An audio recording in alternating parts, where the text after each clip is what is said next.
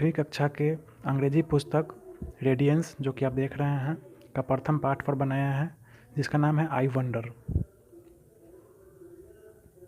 दोस्तों, आप मुझे सब्सक्राइब कर लें क्योंकि मैं बिहार बोर्ड के 8वीं 7वीं और 6ठी कक्षा की सारी पुस्तकों पर वीडियो बनाने वाला हूं और पूरी डिटेल्स के साथ पढ़ाने वाला हूं, ताकि अगर आपके सरकारी विद्यालय में किसी कारणवश पढ़ाई अगर नहीं भी हो रही हो तो आप मेरे ही चैनल के माध्यम से अच्छे से बिल्कुल फ्री में पढ़ सकते हैं और अपने भविष्य को उज्जवल बना सकते हैं। तो आइए चलते हैं टॉपिक पर। जैसा कि आप देख रहे हैं, ये इंग्लिश का बुक है क्लास 8th का।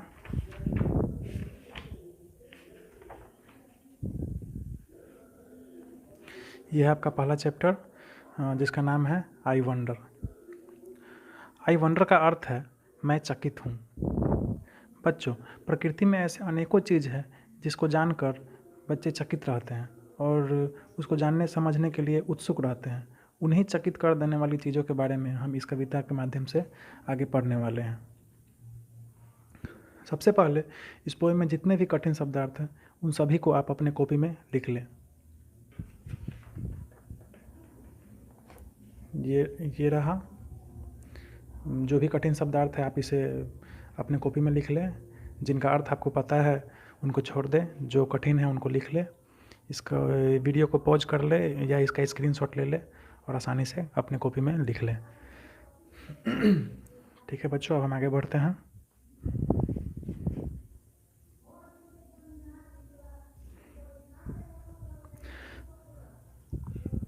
सबसे पहले इस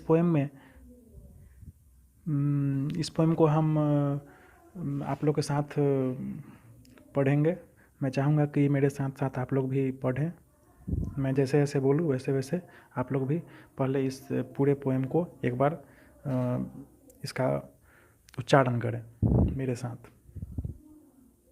I wonder why the grass is green and why the wind is never seen. Who taught the birds to build a nest and told the trees to take rest? Oh, when the moon is not quite round, where can the missing bit be found? Who lights the stars when they blow out and makes the lightning flash about? Who paints the rainbow in the sky and hang the fluffy clouds so high?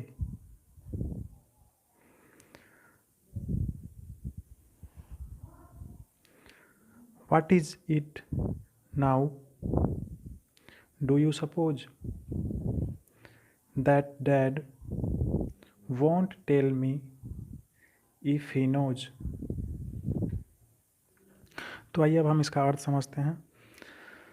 I wonder why the grass is green। इसका अर्थ है बच्चों, प्रकृति में जितने भी घास के पौधे हैं वो सभी हरे होते हैं। क्यों ऐसा होता है, वे हरे क्यों हैं? And why the wind is never seen. और ये जो हवा है वो हमें क्यों नहीं दिखती? Who taught the birds to build a nest. चिड़िया को घोंसला बनाना किसने सिखाया? आप देखते होइएगा चिड़िया पेड़ पे बहुत सुंदर सा घोंसला बनाती है, तो उसे ये बनाने का हुनर किसने सिखाया? And told the trees to take rest. और ये जो पेड़ पौधे जो आराम से खड़े रहते हैं एक ही जगह पर, ऐसा उसे किसने बताया कि एक ही जगह पे आराम करते रहो? Oh when the moon is not quite round, where can the missing bit be found. रात में जब चाँद पूरी तरह से गोल नहीं होता है तो उनका कटा हुआ चेहरा जो होता है, टुकड़ा जो होता है, वो किधर खो जाता है? Who lights the stars when they blow out? जब दिन में तारे दिखाई नहीं पड़ते तो रात में इन तारों को कौन जला देता है? And makes the lightning flash about? और बरसात के मौसम में जो बिजली आसमान में चमकती है वो कैसे चमकती है? Who paints the rainbow in the sky? बरसात के मौसम में जब आसमान में इंद्रधनुष बनता है तो उसे कौन पेंट करता है? And hang the fluffy clouds so high? और ऊंचे आसमान में जो हल्के फुल्के बादल मंडराते रहते हैं उसे किसने लटका के रखा है? Why is it now do you suppose? ये सब ऐसा क्यों है? क्या आपने उन चीज़ों को मान लिया है, समझ लिया है? That dad won't tell me if he knows? इन सवालों के उत्तर अगर मेरे पिता को मालूम भी होगा तो भी वे मुझे नहीं बताएंगे। तो बच्चों यही था आई वंडर कविता का हिंदी अर्थ। अब आइए अब हम इसके आगे बढ़ते हैं।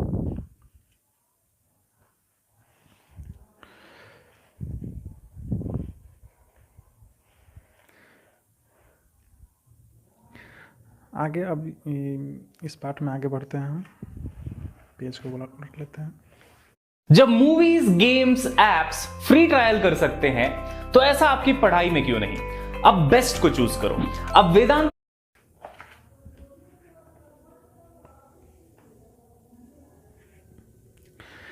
अब इसमें आगे में है think and tailed, answer the questions orally. ये जो चारों क्वेश्चन हैं इसको ओरली जवाब देना है आप लोगों को। अब हम बारी बारी से प्रत्येक सवाल को देखते हैं। What things in the first stanza tell you that the poet is curious? मतलब इस कविता के प्रथम स्टेंजा में कवि जो है किस चीज़ के बारे में क्यूरियस है, किस चीज़ के बारे में जानना चाह रहा है। तो आप लोग पढ़ चुके हैं, ये प्रथम में किस किस चीज़ों को जानने के लिए क्यूरियस है। तो why the grass is green, कभी जानना चाहता है कि घास हरे ही क्यों होते हैं। Why the wind is never seen, कभी ये जानना चाहता है कि हवा दिखती क्यों नहीं। Who taught the birds to build a nest, कभी ये जानना चाहता है कि चिड़िया को घोंसला बनाना किसने सिखाया। And told the trees to take rest, और कभी ये भी जानना चाहता है कि पेड़ को किसने कहा कि आप आराम से हमेशा खड़े रहो। तो इसका आंसर वो हुआ। अब आते हैं सेकेंड क्वेश्चन की तरफ। Why do you think the speaker calls the cloud fluffy, कवि जो है वो बादल को हल्का फुल्का क्यों क्यों बोल रहा है? क्योंकि वो बादल हमेशा मंडराते रहते हैं। Does the wind have any colour, क्या हवा का कोई रंग होता है? ये तो आप भी जानते हैं नहीं होता है। Do you often ask your father about the things that you wonder at, क्या आप अपने पिता से हमेशा ऐसे चीज़ों के बारे में सवाल पूछते रहते हैं?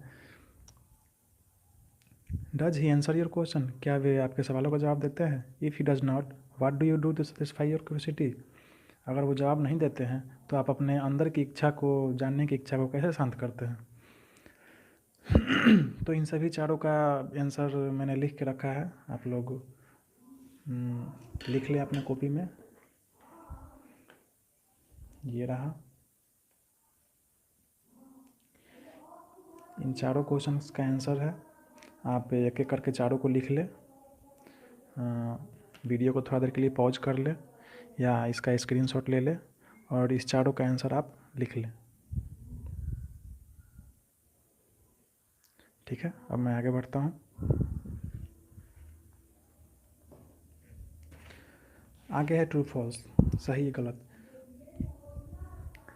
The shape of moon is fixed, the shape of moon is fixed, क्या चांद का जो आकार है वो फिक्स्ड रहता है? तो हाँ बिल्कुल ठीक, ये सही है ना, सही है। The birds make their own nest, चिड़िया जो है अपना घोंसला खुद बनाती है, ये भी सही है, ट्रू है। The rainbow is not always colourful, इंद्रधनुष जो है वो हमेशा रंगीन नहीं होते हैं, तो ये गलत है, क्योंकि इंद्रधनुष जो होते हैं वो हमेशा रंगीन ही होते हैं, 7 रंगों का एक लेयर होता है उनमें। The stars do not give light, तारे जो हैं वो लाइट नहीं देते हैं, तो ये भी गलत है, क्योंकि तारे तो रात में हमेशा लाइट देते हैं, चमकते रहते हैं। अब आगे बढ़ते हैं।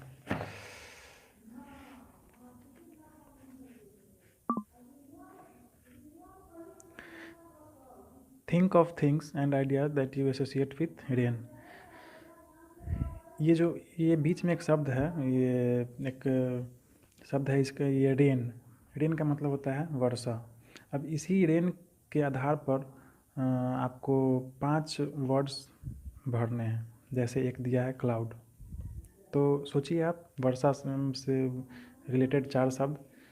अब जैसे वर्षा होता है तो आसमान में बादल आते हैं, तो बादल का इंग्लिश है क्लाउड। वर्षा होता है तो पानी गिरते हैं आसमान से, तो पानी का इंग्लिश है वाटर, आप इसमें वाटर लिख सकते हैं। वर्षा होती है तो हमें छाता लेकर निकलना पड़ता है, छाता का इंग्लिश होता है अम्ब्रेला, आप इसमें अम्ब्रेला लिख सकते हैं, UMBRELLA।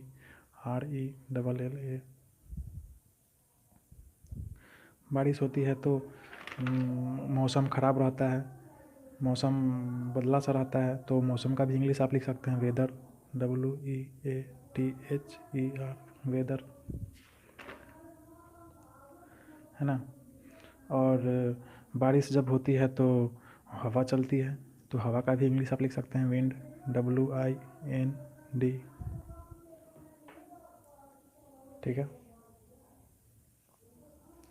अब आगे चलते हैं। Answer each of the following question not more than 50 words.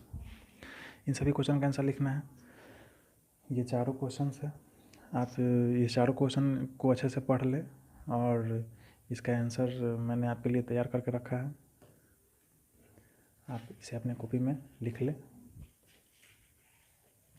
पहले इस चारों क्वेश्चंस को आप इसका स्क्रीनशॉट ले लें या लिख लें अपने कॉपी में,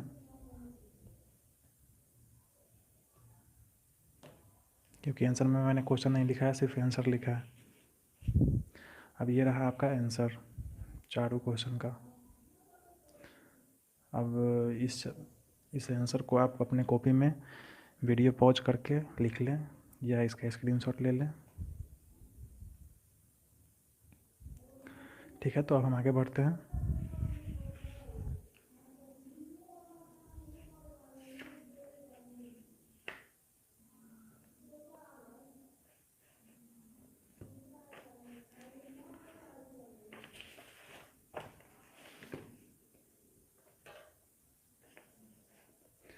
अब ये जो देखिए फिल इन द ब्लैंक्स है, इसमें ये फ्रेजल वर्ब सब है, इसको इसमें भरना है।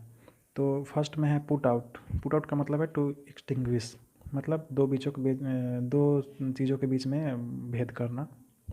2 में है कॉल आउट, मतलब टू समवन, मतलब किसी को बुलाना। Set out, to begin a journey. Set out का अर्थ है मतलब किसी जर्नी का, किसी यात्रा का शुरुआत करना। अगला है वाइप आउट। वाइप आउट का अर्थ है टू रिमूव, मतलब ख़त्म कर देना। 5वां है गिव अप। गिव अप का अर्थ है छोड़ देना। तो ए में है the government is ready to dash polio, तो इसमें होगा वाइप आउट। वाइप आउट, सरकार जो है पोलियो को जड़ से ख़त्म कर देना चाहती है, तो वाइप आउट इसमें होगा।